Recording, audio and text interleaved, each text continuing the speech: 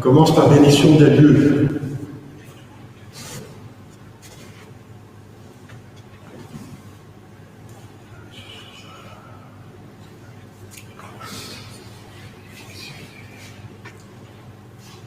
Padre nostro in nomine Domini, Dominus vobiscum, Padre nostro, oremus. Benedict Domine Deus omnipotens, provistus nocite neos sanitas, cassitas, victoria, vitus, humilitas, bonitas, et consuetudo, benitudo Rege, de gratia maxo Deo Patris, Filio et Spiritus Sancto, et ec benedictio manet super fructum, et super habitans neo, nunc et in omnia saecula saeculorum. Amen.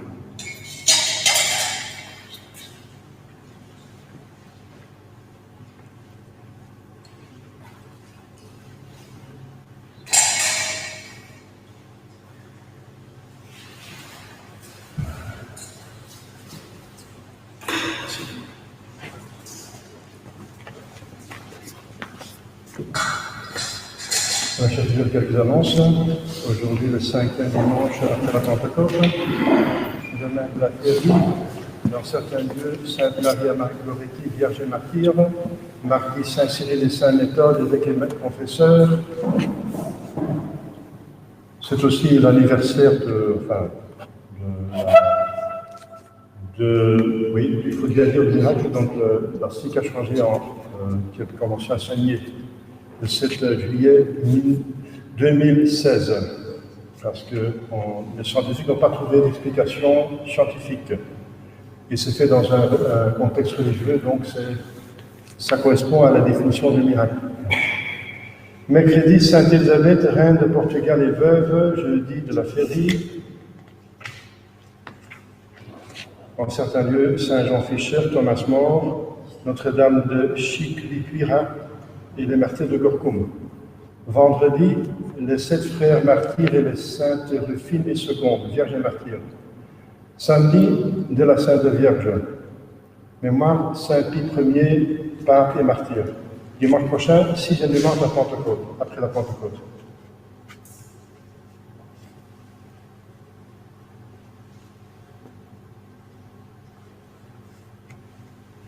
Moi, chers fidèles, donc c'est une occasion d'utiliser cette église.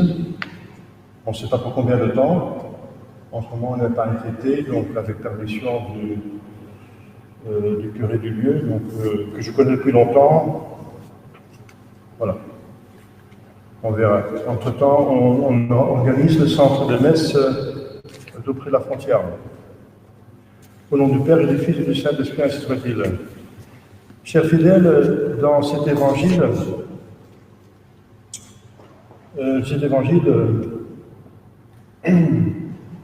d'aujourd'hui, Jésus explique un article des 10 commandements, le 5e commandement. Alors, il y avait parmi les pharisiens une erreur qui expliquait ce commandement uniquement par la défense du meurtre réel. Donc, l'homicide proprement dit tombait seul sous le coup de la loi. Par conséquent, ils autorisaient la rancune, la haine, la colère, le désir de la vengeance. Alors notre Seigneur Jésus-Christ, il va compléter, il va perfectionner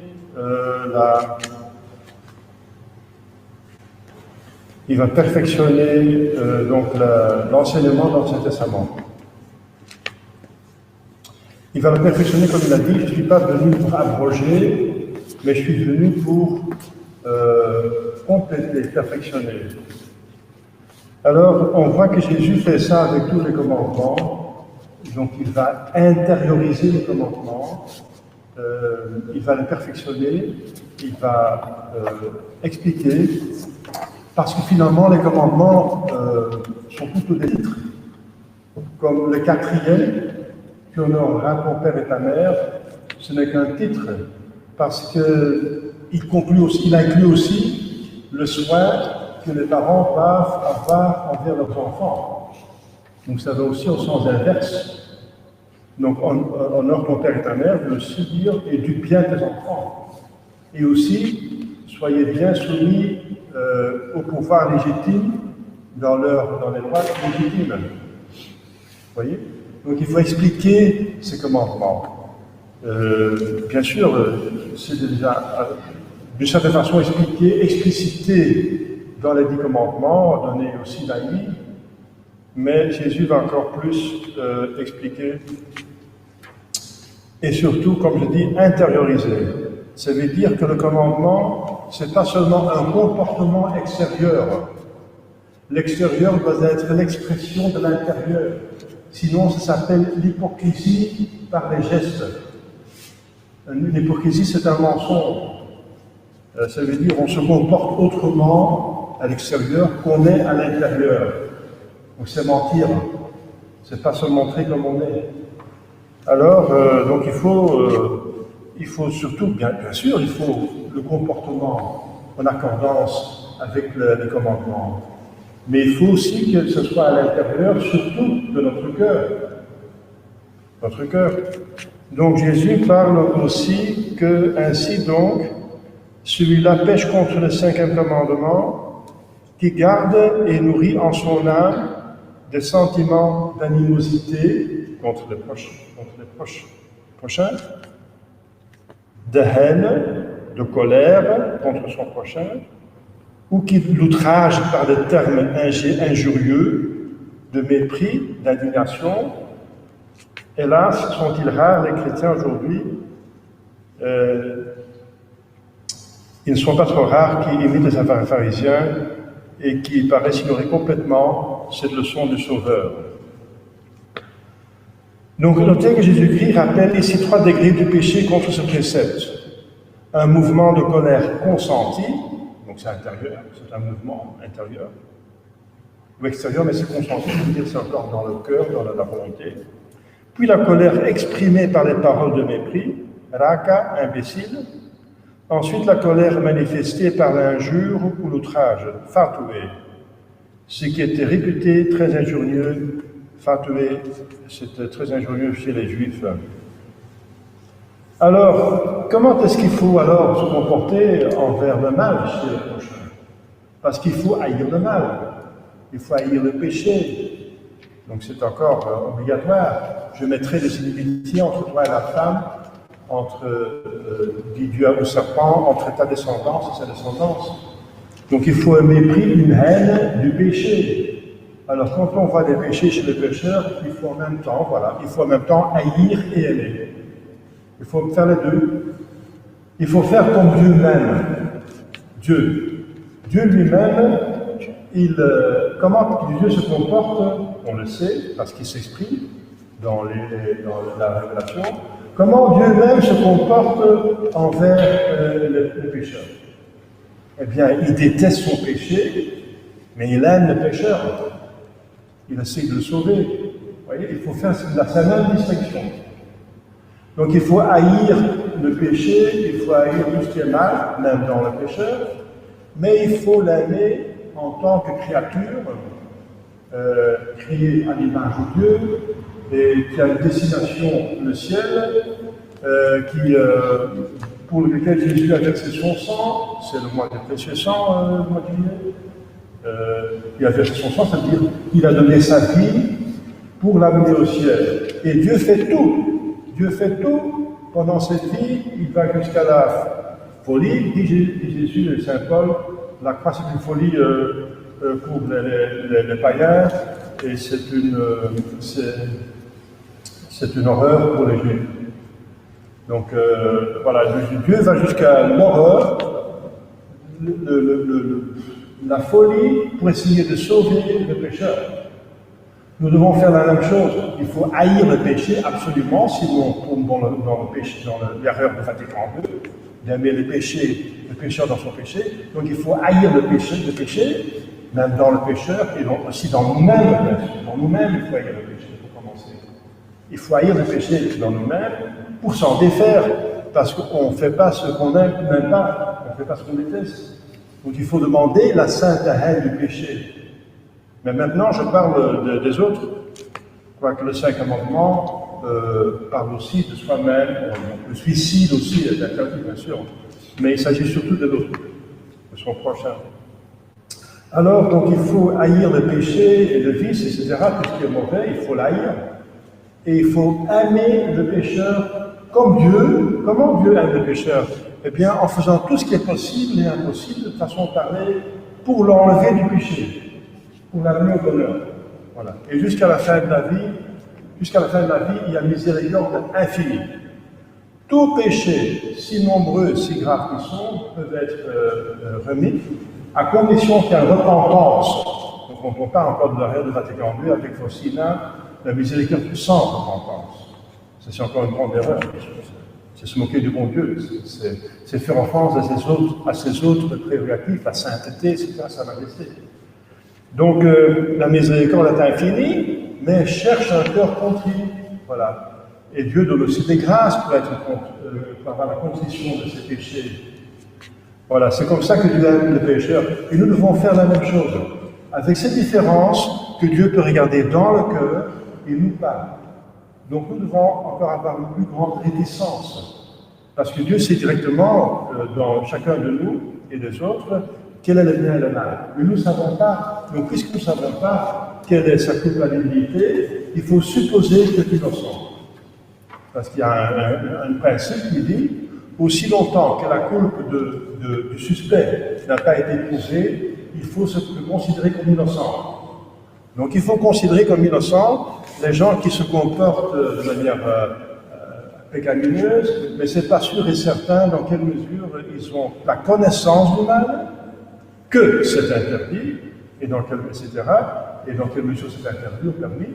Ils ont une conscience, mais peut-être déformée par tout ce qui est actuellement dans le monde. Il y a beaucoup d'éléments qui font lavage du cerveau, n'est-ce pas? Alors, qui font que la conscience est plus ou moins détériorée, déformée. Donc, on ne peut pas juger, parce que le péché est seulement imputable à la personne, autant que pour autant qu'il y a de la reconnaissance et de la volonté. Donc pour nous, on ne peut pas juger, Jésus nous interdit de juger et de condamner. C'est pour ça, parce qu'on ne peut pas regarder à l'intérieur. Bien sûr, il faut haïr le mal. Il faut toujours dire que le mal est le mal. Sinon, on est aussi condamnable. Parce que dans Isaïe, Dieu dit, malheur à celui qui dit que le mal est bien et le bien est mal.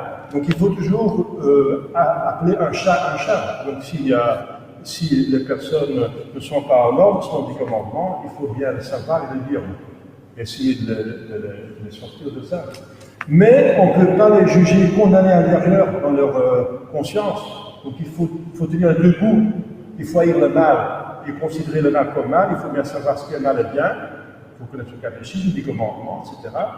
Mais de l'autre côté, bien sûr, on constate que certaines personnes ne sont pas en ordre avec les 10 commandements, les 5 commandements de l'Église, le droit de l'État, etc., le bien commun et la loi naturelle, donc la volonté de Dieu. Mais on ne peut pas les juger condamnés à l'intérieur.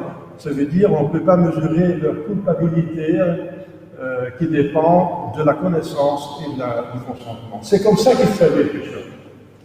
Donc il faut l'aimer comme Dieu, détester ce de mal qui est dedans, le péché et tout ce que vous voulez, enfin, tout ce que vous voulez pas, mais je veux dire, tout ce que vous connaissez, tout ce que vous pensez, il faut le haïr comme Dieu le déteste.